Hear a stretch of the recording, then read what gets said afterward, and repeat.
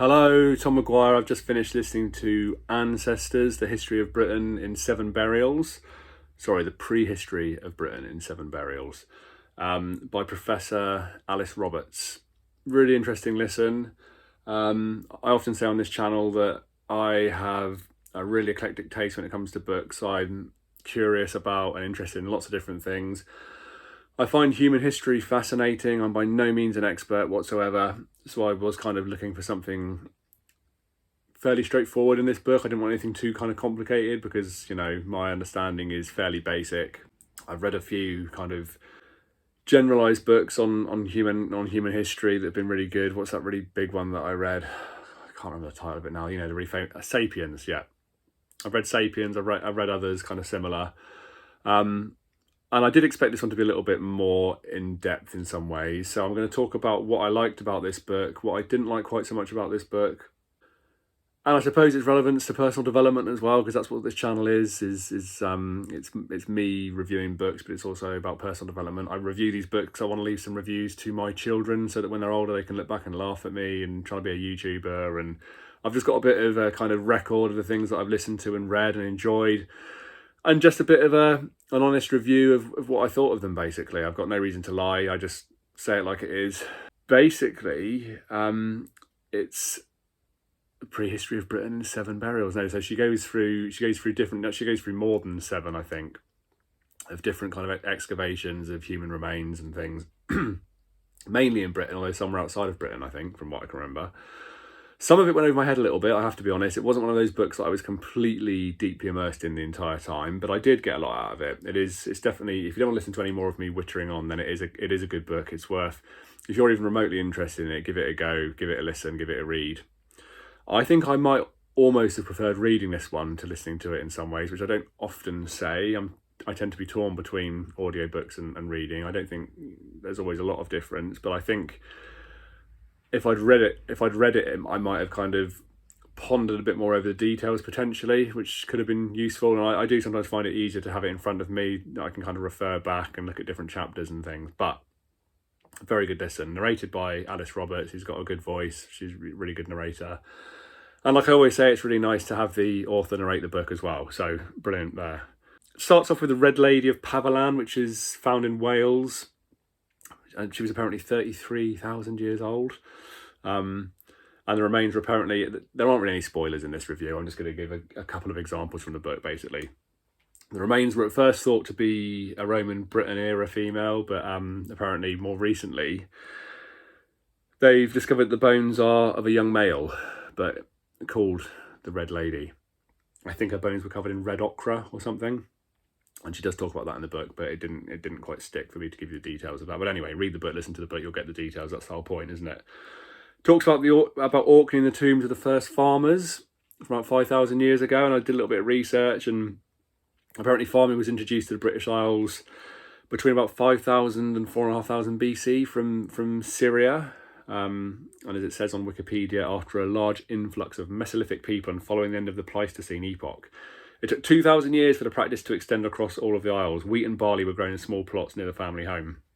But apparently, farming started about 12,000 years ago in the Middle East. So it took quite a while to get here. But I just find all this stuff kind of fascinating, really. Absolutely fascinating.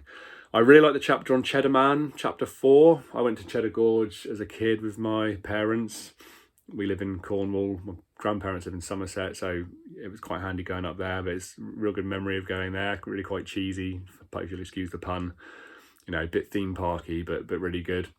They had a guy there that had like a sort of well, he was dressed up as like death or something, and he used to rock forward as you went past and breathe on you. And my dad was like explaining to us how it was a photoelectric cell and stuff that must be setting off. We went back once and did it again, went back twice, and the third time he did it, he jumped out and scared the hell out of us, almost gave my dad a heart attack.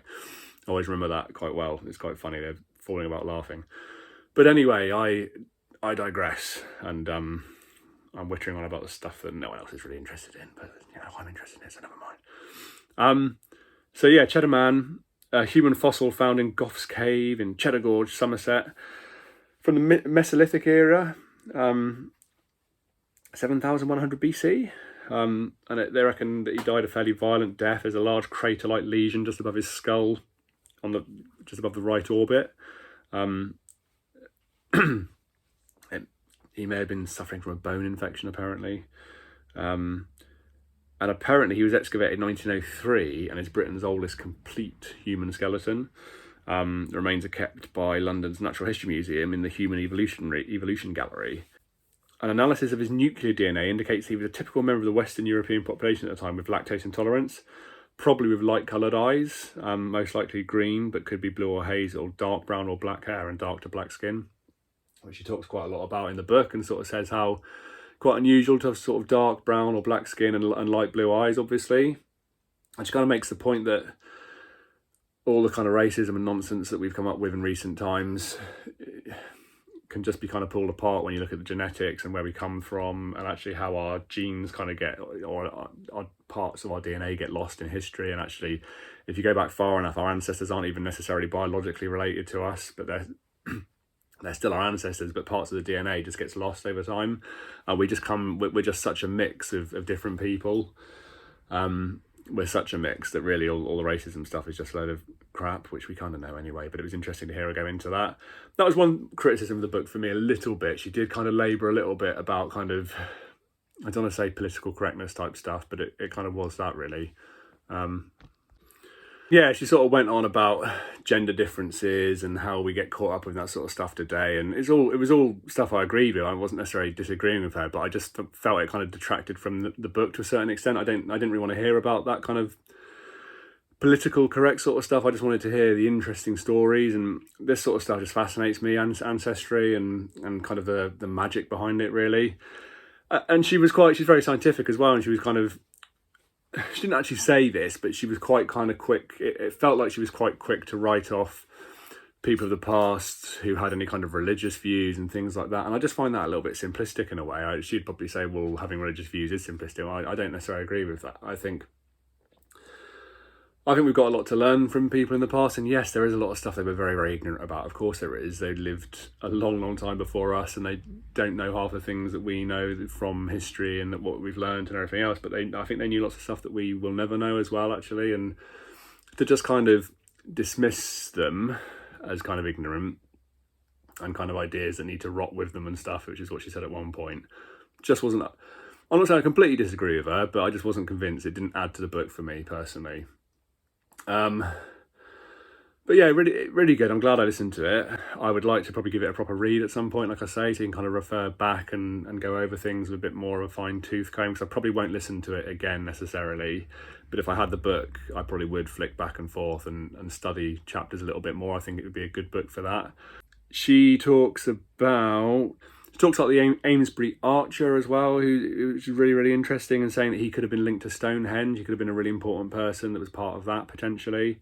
I would have liked to have heard a bit more about that, I suppose, although she might argue that there isn't really that much information necessarily. But chariot burials that were discovered with horses buried as well, and saying how the horses may have been buried alive and stuff, and just kind of had their slits throat and buried quickly and as some kind of sacrifice or whatever it was that they were doing at the time. And I did like the fact that she says, you know, we need to challenge our preconceptions, our kind of principles or ideals and things, our cultural attitudes. You know, we would look back and think that most of what these people did was quite gruesome, you know, drinking out of skulls, using skulls as cups and things, but actually it would just be a useful tool. And, you know, we tend to see things the way we see them, and the Victorians, when they'd have been excavating, would have seen things the way they would have seen them as well. And we kind of need to step outside of ourselves and use our imagination a little bit, and not impose our principles and ideals. And I like that. And I think from a personal development point of view, that's a really handy thing to do as well. I think that's a good practice thing to do, is to kind of train yourself not to be too blinded by your own your own brainwashing, I suppose, your own programming, the way you've been brought up and things, pressures from society and culture and what have you. So really, really interesting. I loved the subject. I think she's really, really good. She's been really good on the program she's in as well. I really like her. But really, really good. Give it a read, give it a listen. Speak soon.